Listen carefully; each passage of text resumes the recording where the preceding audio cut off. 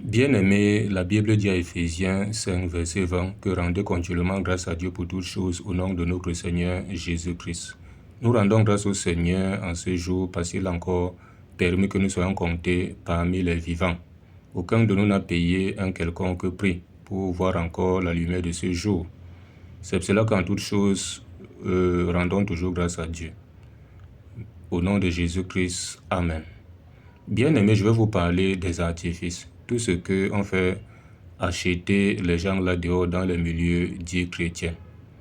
Et qu'on les fait croire que cela vient de Dieu. Vous allez trouver d'autres qui achètent carrément ce qu'ils appellent l'huile d'onction à 5 000. À de fortes sommes d'argent, pour ne même pas donner le prix, à de fortes sommes d'argent. D'autres l'eau bénie, anontier, wataou, anontier, oya, l'huile bénite ou d'onction, le sel.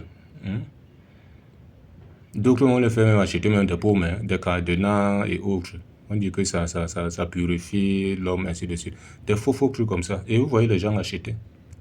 Ils se disent que ça vient de Dieu. Un enfant de Dieu n'est pas dans les huiles, n'est pas dans l'eau, n'est pas dans le sel, il n'est pas dedans. Il sert son Dieu simplement et il le prie simplement, sans toutefois l'associer à de telles choses. On n'associe pas Dieu à de telles choses, parce que Dieu se suffit, Dieu est puissant, Dieu est au-dessus de toutes choses. Sa parole dit en 1 Jean 4, verset 4, que vous, petits enfants, vous êtes de Dieu, et vous les avez vaincus. Parce que celui qui est en vous est plus grand que celui qui est dans le monde. Comment celui qui est en nous est plus grand que celui qui est dans le monde, mais on veut l'associer avec toutes ces choses. Et on dit qu'on est en train de servir Dieu. Non. Tout cela vient au gloire du monde des ténèbres. Il n'y a pas Dieu dedans. On va examiner à la lumière de la parole. Voici ce que Matthieu 5 nous dit ici. Écoutons ce que Jésus dit. Matthieu 5, verset 13. Donc toi qui utilises le sel là, sache que tu n'as pas encore le sel en toi. Voici ce que Matthieu 5, verset 13 nous dit. Vous êtes le sel de la terre. Mais si le sel perd sa saveur, avec quoi la lui rendra-t-on? Il ne sert plus qu'à être jeté dehors et foulé aux pieds par les hommes. Donc nous sommes le sel. Christ étant en nous, il a fait de nous le sel. Si vous continuez encore à utiliser le sel, ça veut dire que vous n'avez pas encore le sel en vous. Donc vous n'avez pas encore Christ en vous. Et cela se voit. Dans ces milieux, on ne fait que vendre de telles choses. Ça veut dire que en réalité, vous n'avez pas encore Christ. C'est pour cela que sortez dans ces milieux-là pour être dans les bons milieux où vous aurez réellement ce Christ. On va vous nourrir de la bonne parole. On va vous connecter avec Christ, lui-même le véritable. Vous n'aurez plus besoin d'acheter de telles choses. Voici ce que Marc 9, verset 51 dit ici.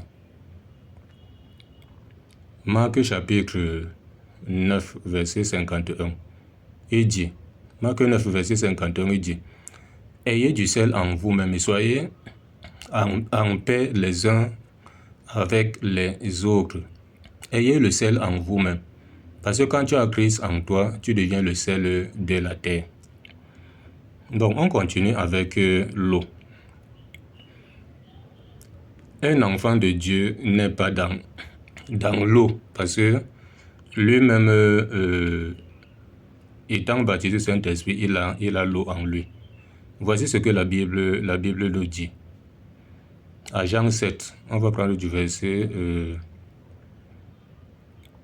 voilà, Jean 7, on va prendre à partir du verset 37 jusqu'au verset 38. Jean 7, du verset 37 au verset 38 nous dit. Le dernier jour, le grand jour de la fête, Jésus se tenant debout s'écria, si quelqu'un a soif, qu'il vienne à moi et qu'il boive. Celui qui croit en moi, des fleuves d'eau vive couleront en son sein. Comme dit l'Écriture, on va continuer au verset 39. On dit, il dit cela de l'Esprit que devait recevoir ceux qui croiraient en lui, car l'Esprit n'était pas encore, parce que Jésus n'avait pas encore été glorifié. Donc quand tu as le Saint-Esprit, tu as l'eau, tu as la source d'eau vive, tu as même la source. On vous voit porter les bidons d'eau, les bouteilles d'eau, les flacons d'eau. Non, c'est l'eau bénite, c'est le prophète qui a consacré ça. Voilà comment vous mangez, on vous égare, on bouffe votre argent. Est-ce que quelque chose qui vient de Dieu, on a besoin de vendre ça? On vous donne ça gratuitement. Vous avez vu qu'ils consacraient de l'eau donnée aux gens d'aller boire ou d'aller asperger dans leur maison. Ou que ça va les protéger contre les couches de nourriture nocturne. La meilleure protection contre les couches de nourriture nocturne, contre les sorciers, ce n'est que Christ en toi. 1 Jean 4, verset 4. Petits enfants, vous êtes de Dieu. Vous les avez vaincus parce que celui qui est en vous est plus grand que celui qui est dans le monde. Voilà. Et l'huile, maintenant. Comprenons que l'huile, toi qui as déjà le Saint-Esprit, tu es ouang d'huile. Parce que le Saint-Esprit est un symbole d'huile. Voici ce que 1 Jean 2, verset 20 nous dit. Pour vous, vous avez reçu l'onction de la part de celui qui est saint. Et vous avez tous la connaissance. On a reçu l'onction de lui, on est ouang de lui, on a reçu le Saint-Esprit de lui. Au verset 27 de toujours 1 Jean 2, il dit, pour vous, l'onction que vous avez reçue de lui demeure en vous. Et vous n'avez pas besoin qu'on vous enseigne. Mais comme son onction vous enseigne toutes choses, et qu'elle est véritable, et qu'elle n'est point un mensonge, demeurez en lui selon les enseignements qu'elle vous a donnés. Donc vous avez besoin d'une délivrance. Ce que vous faites là sont des connexions avec le monde des ténèbres. C'est pour ça que beaucoup parmi vous là sont possédés. Parce qu'au travers de ces huiles-là, au travers de ces sels et autres, le diable profite de cela pour vous posséder. Ça prouve aussi que vous n'êtes même pas les enfants de Dieu. Donc voilà un peu ce qu'il fallait que nous partageons, afin que les uns et les autres reçoivent le véritable message, la véritable doctrine, la véritable parole. Donc voilà un peu ça, ok, dans la paix au nom de Jésus. Amen.